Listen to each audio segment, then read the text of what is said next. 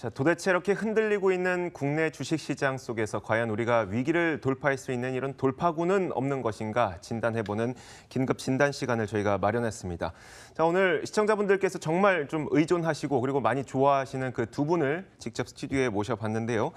자, 먼저 두 분 소개해드리도록 할게요.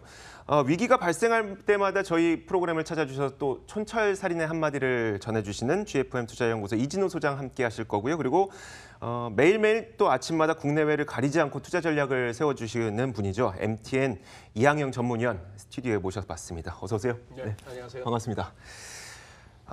자, 일단 참 힘들죠? 힘들지 않으세요? 그러니까요. 2월 급락 이후에 지금까지 한 번도 이렇게 MTN에 나와가지고 증시 관련해서 좋은 얘기를 해본 적이 없어서 네. 좀 답답합니다.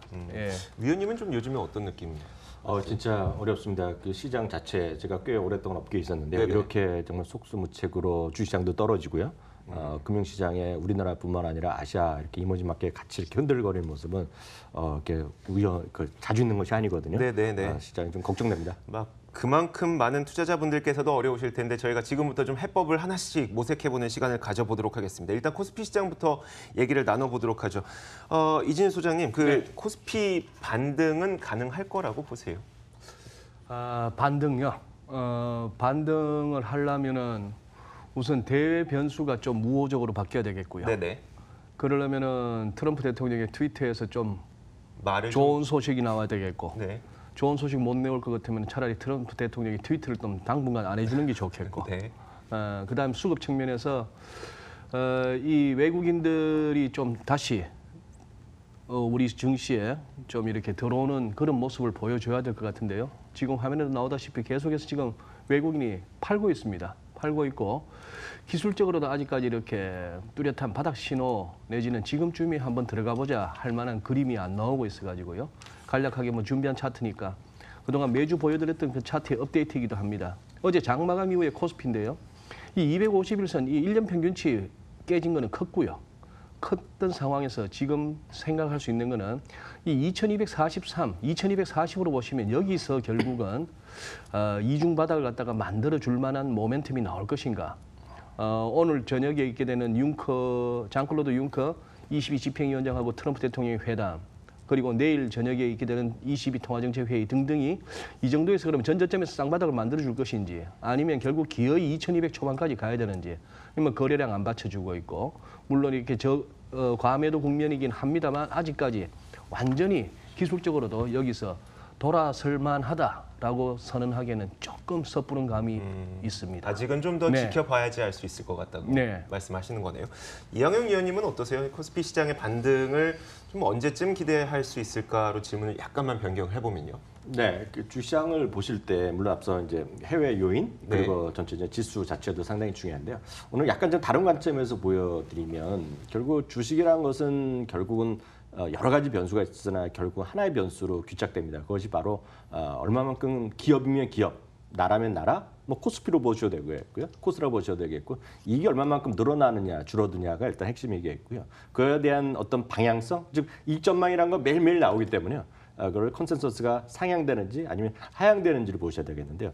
지금 보여드린 그림은 대한민국 전체 상장사에서 컨센서스가 있는 기업들의 이익의 네네. 2분기와 3분기의 상장사 전체 이익 전망입니다. 물론 여기 컨센서스가 있는 거 되겠고요. 이 수치 자체는 특정 증권사에서 하는 것이 아니라 전 세계 데이터를 모아서 팩트셋이라는 곳에서 취합을 하고요. 그것을 이제 한 국내 증권사에서 자료를 만든 것인데요.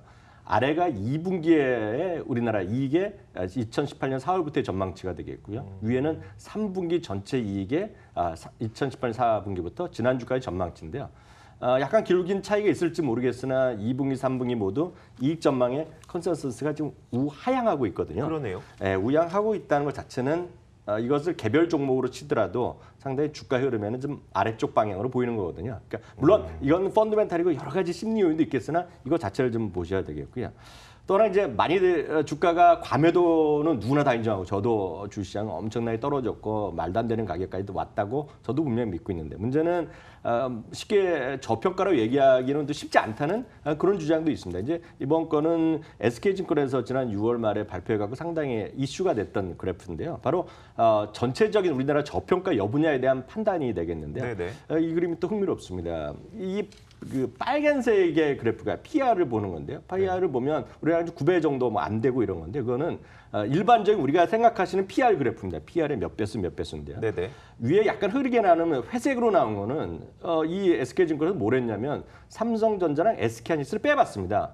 빼고 PR을 그렸더니 오히려 작년부터 올해까지 쭉 꾸준히 올랐다가 최근에 좀 떨어지는 거거든요. 그러니까 무슨 얘기냐면 삼성전자, SK하이닉스는 분명히 저평가인데 계속 내려갔는데 실제로 삼성전자랑 SK하이닉스를 빼면 오히려 PR이 좀 올라갔다는 거는 작년보다.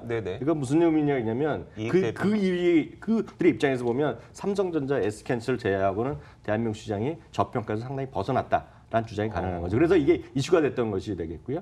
이런 것들이 상당히 좀 어찌 보면 좀 안 좋은 그래프다라고 이해하시면 되겠습니다. 그렇겠네요. 그러니까 지금까지 뭐 주식 시장이 올랐을 때 삼성전자와 SK하이닉스가 꽤 많은 도움을 줬었는데 삼성전자와 SK하이닉스를 제외하고 보니까 다른 기업들은 주가 대비, 그러니까 이익 대비해서 주가는 더 많이 올랐더라, 이미 많이 올랐더라라는 이야기니까요. 좀 어려워 보일 수도 있겠네요.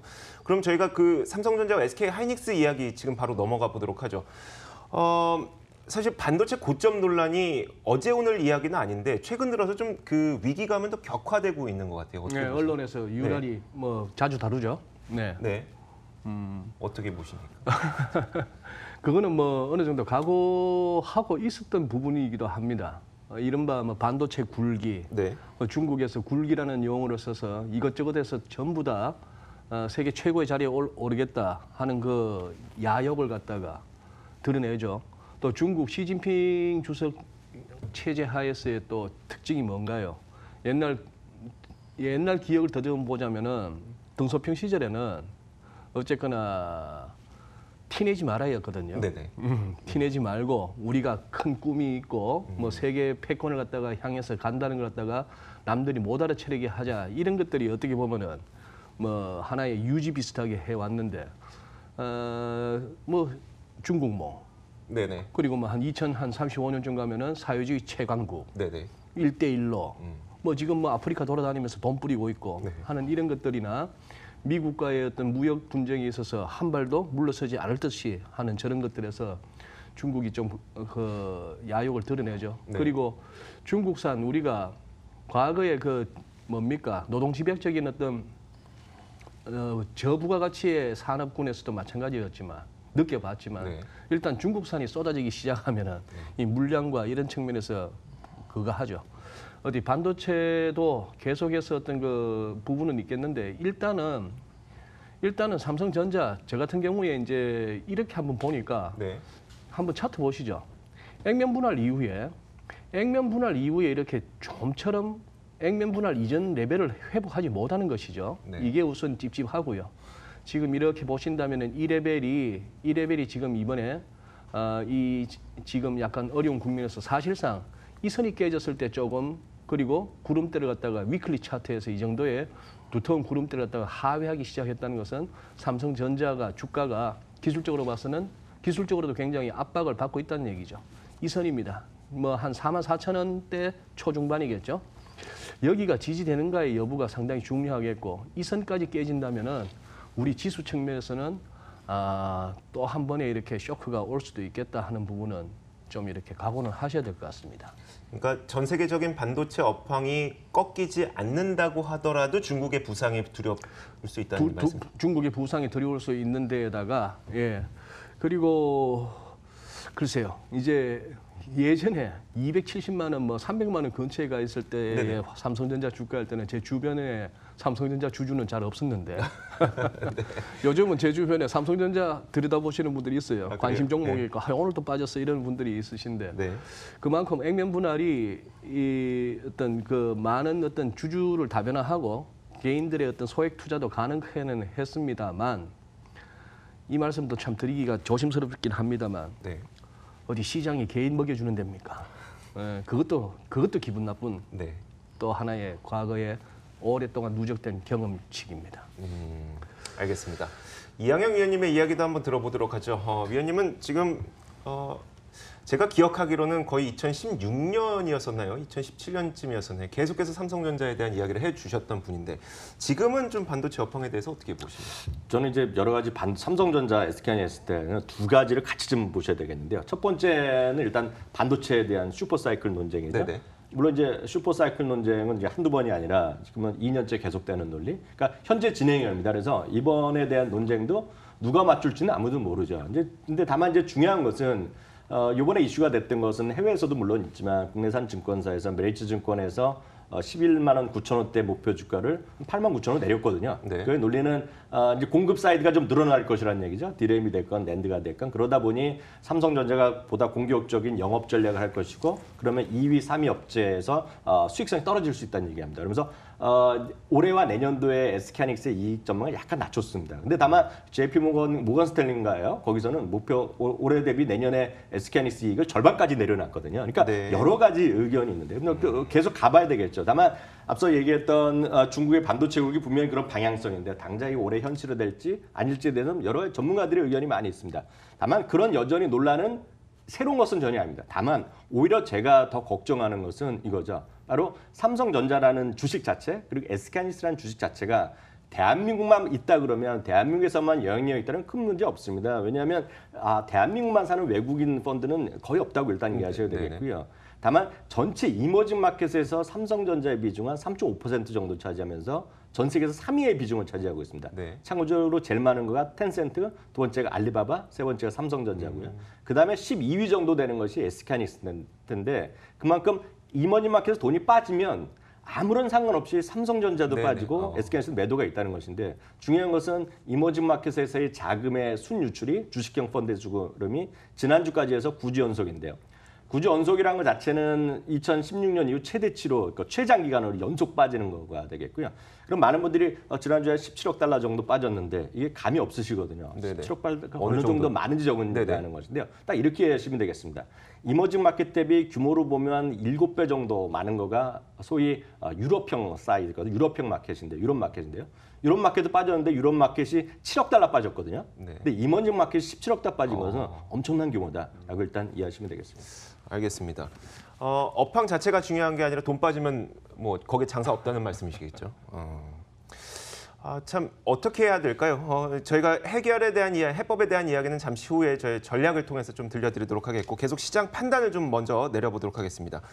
코스닥 시장의 낙폭 굉장히 커요. 사실 뭐 바이오주가 네. 모멘텀으로 오를 때부터 주의의 목소리, 경계의 목소리를 내주셨던 분들은 상당히 많은데 최근 들어서 그게 이제 현실화되고 있는 것 같거든요. 코스닥 네. 시장 어떻습니까? 코스닥 시장 뭐 예를 들어서 대북 경협주라든지 이런저런 뭐 바이오 관련한 테마주들 코스닥에 많이 포진해 있는 그런 종목들 차트를 보자면은 거의 다 뭡니까 저 한바탕 다 해먹고 네네. 그 시작하기 전에 레벨에 다 와 있죠. 네. 그래서 직관적으로는 그렇습니다. 이제 더 빠질 데 없네. 뭐 이 회사가 이런 식으로 출렁거리지 않고 세력이 붙지 않아도 이 정도 주가는 늘 유지했다면은 이보다는 더 내려가기가 힘드네 네네. 하는 생각. 즉 오래된 증시 격언이 있죠. 가장 호재는 많이 빠졌다는 것이고 시장에서의 가장 두려운 악재는 너무 오랜 기간 너무 많이 오르기만 했다는 게 또 가장 큰 악재인데 그렇다고 본다면 코스닥의 개별 종목들 가운데에서는 이 정도라면은 싶은 생각이 들 만한 것들이 많습니다. 네네. 그러다 보니까 또 최근 대북 경협주가 또 한 이틀 또 꿈틀했죠. 네네. 근데 이 코스닥 같은 경우에는 우리 이항영 위원님께서 말씀하셨잖아요. 증시에 오랫동안 몸담고 있었지만 이렇게 이번 장처럼 이렇게 힘든 장 오랜만이다. 오랜만일 수밖에 없는 게 이항영 위원님이나 저나 한 10년 만에 보는 장이니까 우리 투자자분들 다 10년 만에 보시는 거죠. 네. 2008년 금융위기 이후에 지금 10년째 오르기만 했던 주식 아닌가요? 네네. 예, 그러니까 이 체감하는 이 어떤 시장 분위기도 굉장히 나쁜데 코스닥 한마디로 그림이 더럽습니다. 위클리 한번 보시죠. 코스닥 위클리를 보시면은 자 이때가 2016년 12월 같으면 결국 자 트럼프 당선 이후부터의 랠리라고 보시죠. 트럼프 당선 이후의 랠리라고 보시면은 이렇게 해서 금년 2월 달에 이제 한번 급락이 왔었고 그때만 해도 제가 나와서 말씀드렸던 게 뭐 모건 스탠리 같은 데 리포트를 얘기하면서 네네. 2월 달 급락은 에피타이저일 수가 있다. 실제 에피타이저였네요. 네. 실제 시장 흐름이. 네. 자, 그렇다면 지금 여기서 이건 오늘 12시 조금 못돼서 그림인데 이걸 물고 내려오는 거예요. 즉, 이 최근 우리 코스닥 랠리의 절반을 갖다 물고 내려온다는 얘기입니다. 그렇다면 지금 여기서는 거래도 안 받쳐주죠. 네. 이런 상황이라면 여기까지는 각오하셔야 되는 거예요. 700대 초반. 뭐 이런 식으로 이제 하는 거죠. 재밌지 않습니까? 이른바 조정의 맥시까지라고 하는 이 레벨이 결국 보니까 뭐였죠? 과거에 여러 번에 걸쳐서 이렇게 저항으로 작용했던 구간. 뭐 이런 식입니다. 그러니까 지금 드릴 수 있는 말씀은 그거예요. 뭐 우리가 안보 측면에서도 그렇고 시장 측면에서도 그렇고 우리 현 정부에서 얘기하는 어떤 운전자론이 네네. 있어서는 조금 저는 개인적으로 우리의 어떤 좀 무기력함을 느낍니다.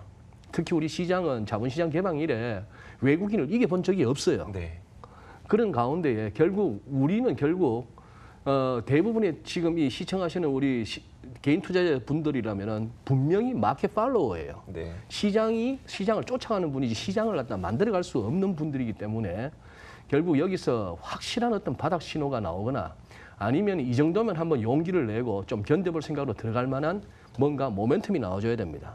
예, 그런 측면에서 지금은 그거 하죠. 그리고 아까 모두에 드린 말씀대로 이번 주가 모멘텀이 추가 하락과 바닥을 확인하는 과정으로 갈지 이 정도에서 반등을 모색해도 될 만한 건지를 갖다가 이렇게 감을 잡게 해줄 만한 이슈들이 몇 개 있다는 것이죠. 이진 소장님하고 조금 더 이야기를 네. 전개를 해볼게요.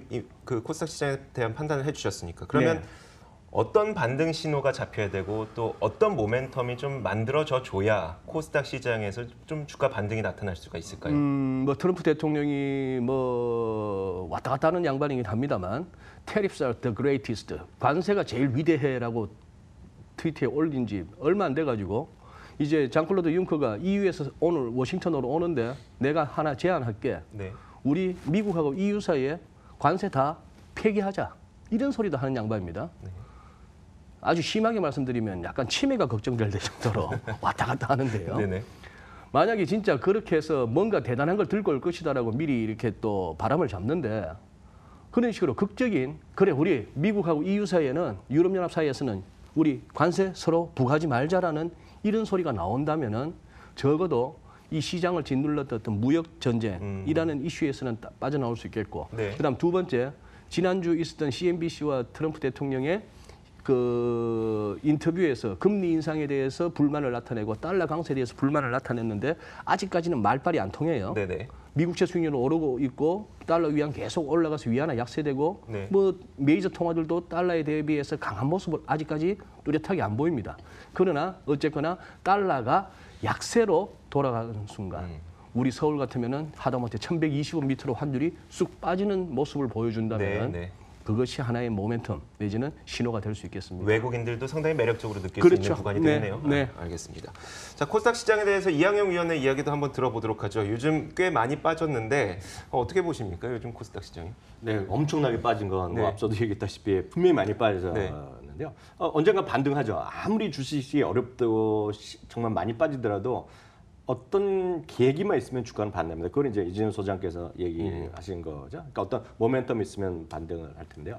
그 모멘텀이라는 거 얘기했지만 시장에서의 투자 심리가 워낙 무너져 있기 때문에 뭔지는 모르지만 투자 심리를 올려놓는 거죠. 이게 과거 정말 10년 전, 20년 같으면 정부 정책이 나오는 거죠. 네. 뭐 주시장 안정 대책이 나오고 바로 그런 것이 어저께 중국에서 발표했던 소위 금융시장 안정 대책이 나오는 건데요.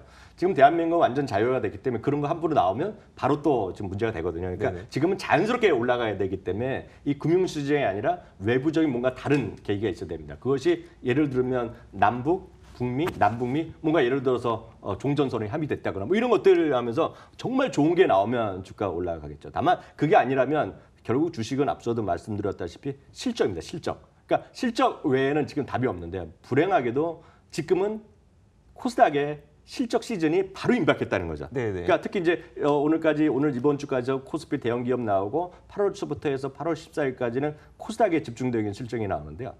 많은 분들이 이제 코스닥도 실적이 좋아진다 얘기하는데 그거는 컨센서스가 있는 한 100개가 안 되는 기업을 얘기하는 거가 네네. 됩니다. 이 분기도 마찬가지인데요. 1분기 코스닥 전체 기업이익이 우리나라가 9.2% 감소한 나라입니다, 지금요. 그러니까 2분기에 코스피도 이런데 코스닥이 이렇게 기업이익이 증가할까? 이거 쉽지 않거든요, 지금. 네. 그렇기 때문에 지금은 실적에 대한 기대감을 가질 수 있는 시기가 아니다. 그런 시기적인 안타까움이 있기 때문에 지금 유일한 어떤 반대의 모멘텀이 있다 그러면 아무도 모르지만 뭔가 얘기 나왔던 트럼프 대통령이 뭐가 나오건 뭔가 적극적인, 그러니까 지난 4, 5월 이상의 뭔가 좋은 소식이 나오면 확 반등하겠지만 그렇지 않으면 정말 자연스러운 마디마디 반등 정도 외에는 큰 폭의 반등은 쉽지 않다 이렇게 말씀드립니다. 알겠습니다. 자, 시장 전체적인 판단을 좀 내려봤고요. 이어서 저희가 최근 들어서 가장 크게 흔들리고 있는 바이오주에 대한 두 분의 의견도 한번 들어보도록 할게요. 일단 그 바이오주를 말씀하시면서 좀 주로 비교하는 게 이제 나스닥에 있는 헬스케어 종목들도 많이 존재하지 않습니까? 네. 근데 그 종목들은 사실 우리나라 바이오주가 이렇게 급등할 때 그렇게 크게 오르지는 않았었어요. 예. 그래서 그런지 우리나라의 바이오주가 크게 하락할 때도 그들은 그렇게 큰 영향을 받는 것 같지는 않네요. 그러니까요. 우리 이학영 위원의 지론이시기도 하지만 결국 국가든 기업이든 간에 이 돈 버는 재주거든요. 네. 그게 이제 이른바 실적이죠. 네. 실적인데 미국 같은 경우에는 그것이 지금까지는 받쳐줬고요. 또 그 실적 이상으로 그 남아 도는 돈으로 자사주 매입이라는 부분이 컸고 그런 상황에서 자, 미국도 자사주 매입이 이제 좀 그거 한 그런 상황인데 아유 나 이거 뭐 바이오 쪽은 제가 그냥 조 앵커님 제가 네. 언급을 회피하겠습니다. 네네. 속만 상하실 것 같아요. 우리 투자분들.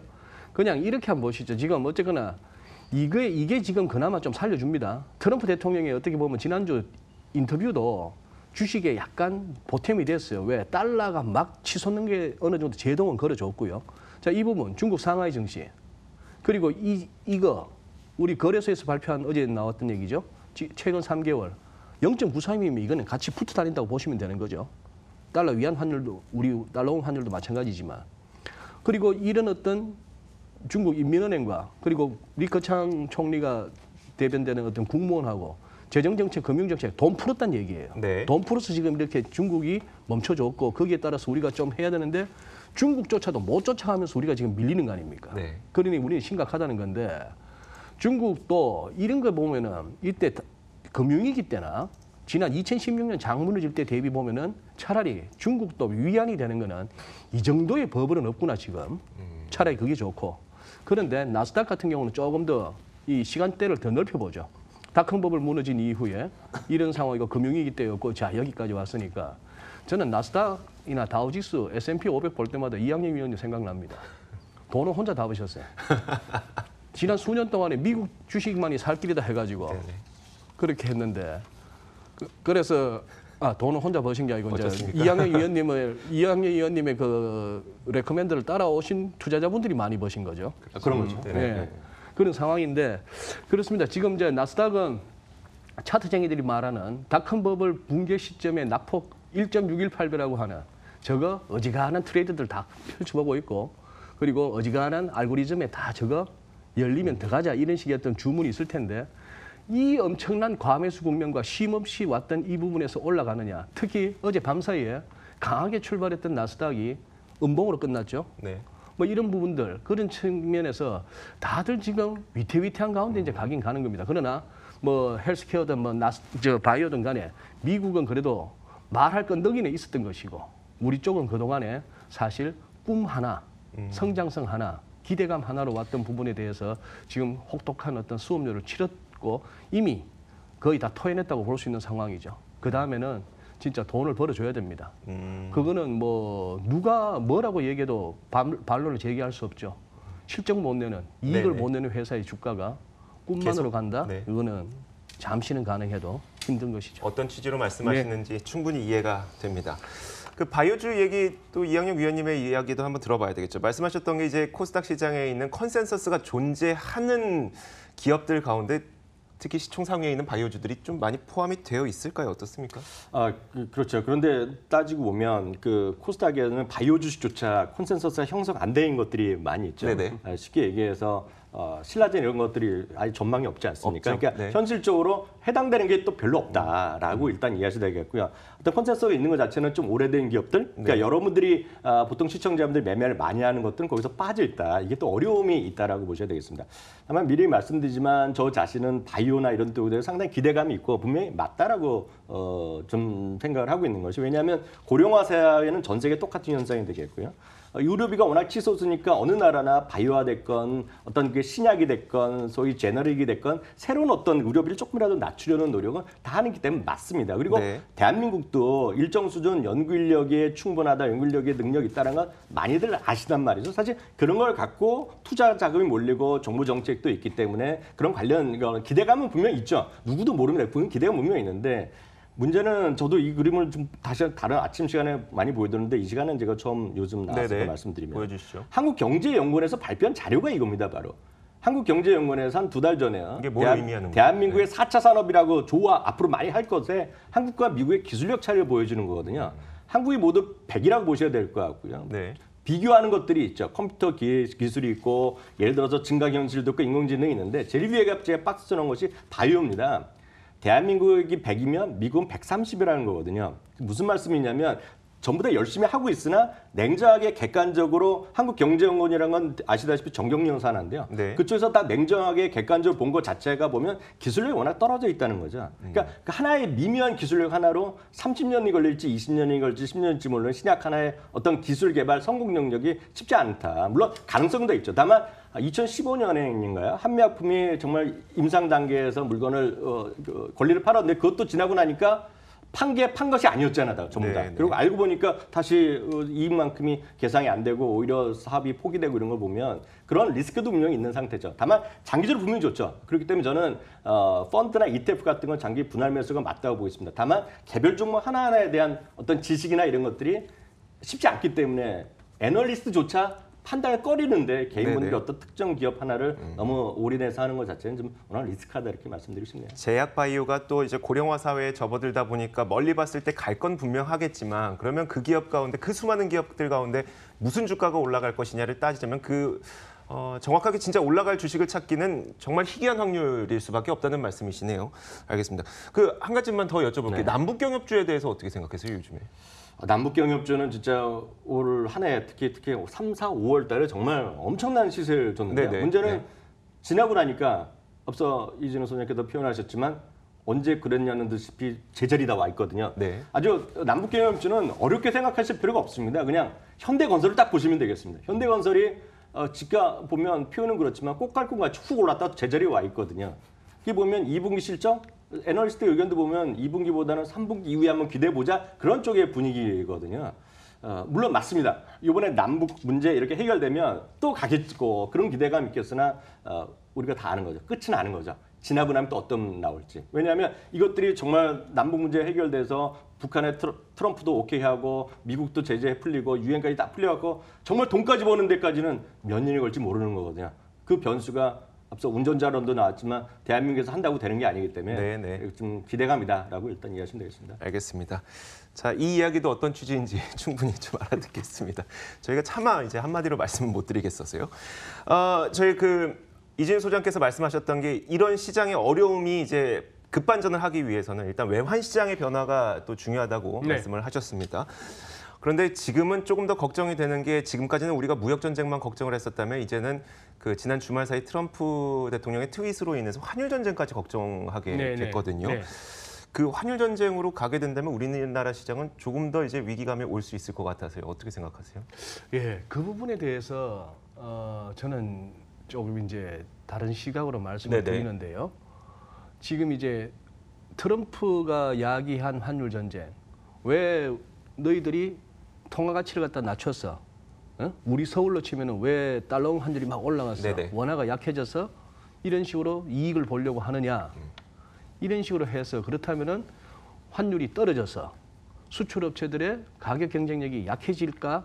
이것이 이제 우리가 걱정하는 환율 전쟁의 걱정인데, 네. 저는 약간 지금 핀트가 안 맞다고 생각하는 것이, 최근 보세요. 주가 빠질 때 환율이 오릅니다. 네, 네. 증권가에서는 항상 리포트나 주장을 보면은 환율 하락기에 주가가 오릅니다. 이렇게 얘기해요. 원화 강세기 말씀하시는 거죠? 예, 네, 환율 하락기, 원화 네네. 강세기에 주가가 올랐습니다. 똑같은 걸 어떻게 표현하느냐의 문제입니다. 네네. 그렇다면 환율 하락은 수출로 먹고 사는 나라, 수출지의 비중이 큰 나라에서 우리나라한테 증시에 불리한데 왜 환율이 그러니까요. 떨어지냐 말이죠. 네네. 그러니 그런 얘기가 아니고 지금은 오히려 환율이 여기서 어렵게 1060, 1080에서 그렇게 오랫동안 머물렀던 환율이 갑자기 순식간에 1190, 1090, 1100, 1120, 30을 오르내리는 네네. 상황까지 오니까 이게 두렵잖아요. 네. 이게 오히려 지금 환율은 트럼프가 뭐 그걸 걱정할 게 아니고 달러 위안 환율이 이러다가 6.8, 6.9까지 하고 뭐 7위안도 올라서는 이 상황을 우리가 계속 따라가서 1140, 1150도 올랐을까를 오히려 걱정해야 됩니다. 네, 네. 예, 그런 상황이기 때문에 근데 지금 아직까지 계속해서 달러원 차트도 띄워놓고 보시면은 네네. 분명 무거워요. 분명 무겁습니다. 이거는 지난번 환율 체크 시간에도 말씀드렸다시피 지난 한 달 동안 거의 거주자 외야금 한 59억 불 소화해가면서 영내에 여겨할 것 없이 달러롱 배팅 세력들이 무겁게 끌고 왔는데 훅 불면 무너질 정도지만 아직까지 버티는 거예요. 달러가 강세 기대 심리가 강해서 그런 상황인데 그러니 이게 지금 이 선 밑으로 다시 한번 내려와 주는 정도의 조정을 염두에 두셔야 되는데 그것이 좀 추세적인 달러 약세, 그동안의 달러 강세 끝 차라리 그런 모습이 나와주는 것이 오히려 계속 팔기만 하는 외국인들이 우리 증시로 다시 돌아올 수 있는 모멘텀이 될 수 있다는 얘기죠. 지금 제가 이렇게 이해하면 되는지를 좀 확인을 하려고요. 그러니까 네. 환율이 오르는 게 더 좋냐, 내리는 게 더 좋냐 이 문제가 아니라 환율이 네. 안정되는 게 훨씬 더 중요하다는 그렇습니다. 의식이요. 예. 그렇게도 볼 수 있죠. 그렇게 될 수 있을까요? 가능성에 대해서는? 그렇게 될 수 있는 차원에서 어쨌거나 레벨을 기억하시고 달러엔 환율 111엔 네네. 그리고 유로 달러 환율 1유로당 1.6달러에서 1.7달러 요 레벨이 지금 굉장히 크리티컬합니다. 크리티컬한데요. 그걸 갖다가 지금 어쨌거나 22 내일 있게 되는 통화정책 회의 이후 자 트럼프 대통령이 뭐라고 했죠?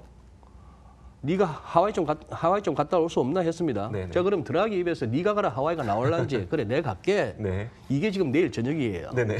그거 보고 그러면은 유로 달러가 밀리면서 네. 즉 유로강 달러 약이 나올지 네네. 그냥 계속해서 뻗당겨서 유로 약 그리고 달러 강을 계속 고집하려는지에 따라서 우리 환율도 그거 합니다. 지금은 달러가 조금 약해져 주는 게 증시에는 도움이 좀 됩니다. 더 도움이 될 네. 것으로 보이시는군요. 알겠습니다. 자, 저희가 이제 투자 전략을 세워보도록 하겠습니다. 지금까지의 시장 판단을 근거로 이제 두 분께서 투자 전략을 세워주시는 거니까요. 그 이야기를 한번 들어보도록 하죠. 이번 이야기는 저희가 이항영 위원님 이야기 먼저 한번 들어볼게요. 남은 시기에 그래도 좀 반등이 나와준다면 좀 매수할 수 있을 만한 업종은 어떤 게 있고 좀 그런 얘기도 해주실 거죠? 네, 들어야죠. 큰 틀에서 봐서 이것만 먼저 말씀드리겠습니다. 그 하반기에 대해서 주식시장의 너무 큰 기대는 하지 말자는 걸 좀 진솔하게 말씀드리고 싶은데 그것은 주식이랑 상관없이 늘상 주가는 나중에 고민하시면 되겠고요. 실제 경기가 느낌이거든요. 네. 근데 지금 불행하게도 대한민국 올해 경제 성장률이 아마 우리나라에서 60년대 이후 어떤 산업화가 시된 이후에 제 기억으로는 IMF 때 이후 처음으로 지금 우리나라 경제 성장률이 미국보다도 좀 낮아질 가능성이 배제할 수 없거든요. 그만큼 전체적인 분위기 좀 어렵습니다. 거기다가 말이 나왔던 반도체가 만약에 정말 실적이 좀 둔화되기 시작하면 이미 반도체는 주가뿐만 아니라 수출에서도 절대 비중을 차지하고 있거든요.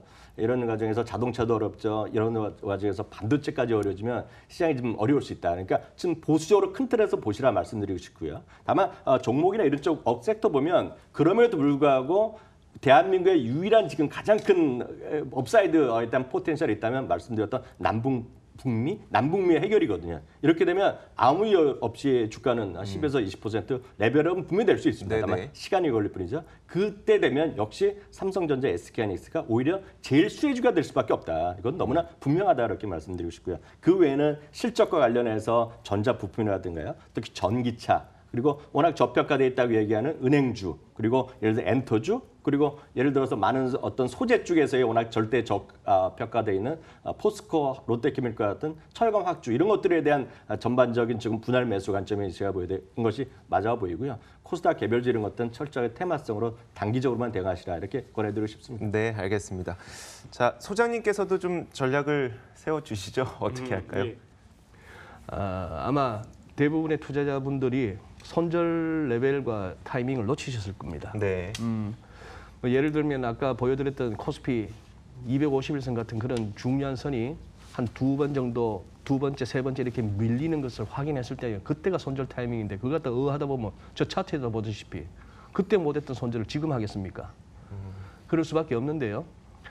그리고 또 이 말씀도 드려야 되겠습니다. 우리가 실적과 펀더멘털 이런 걸 따지고 투자 기법을 얘기하고 합니다만 이 또한 게임이거든요. 네. 우리 카드판 생각해 보십시오. 꼭 카드 패가 좋아야 돈을 먹는 거 아닙니다. 그건 아니죠. 예, 거기에는 뭐 블러핑도 있고 배팅, 돈 많은 사람이 이기는 거죠. 네. 그런 상황이라면은 여기서는 지금 그런 것도 이제 염두에 두시고 이제 가야 되겠고 또 하나 그런 차원에서 이걸 갖다가 지금은 완곡하게 얘기할 수밖에 없는 국면이기 때문에 이렇게 얘기 드리는데요. 제발 여기서 어느 정도의 현금 비중 유지하고 계셨다면은 물타기는 하지 마십시오. 물타기는 하지 마시고 놓친 손절 타이밍이라면은 이걸 반등을 나왔을 때 좀 이렇게 기다릴 수 있는 정도를 해야지 정말 이렇게 10년 만에 오는 깊은 조정장에서 제일 피해야 될 것이 그리고 제일 하책 중의 하책이 물타기입니다. 예. 알겠습니다. 자, 저희가 요즘 시장이 너무 어렵다 보니까 거의 위기 상황이라고 말해도 과언이 아닐 정도로 시장이 어렵다 보니까 이 두 분을 모셨는데 좀 당분간은 두 분을 좀 안 모셨으면 좋겠다라는 생각이 들 정도로 좀 시장이 많이 어렵습니다. 자, 오늘 두 분께 시장 판단에 대한 이야기 그리고 전략에 대한 이야기도 잘 들어봤습니다. 좀 냉정하게 들으시고 물론 많이 속상하시겠지만 그 속상함 때문에 이 냉정한 판단을 잃지는 않는 시장이 됐으면 좋겠습니다. 지금까지 GFM 투자연구소 이진우 소장과 MTN 이양영 전문위원 함께 이야기 나눠봤습니다. 오늘 말씀 고맙습니다. 감사합니다.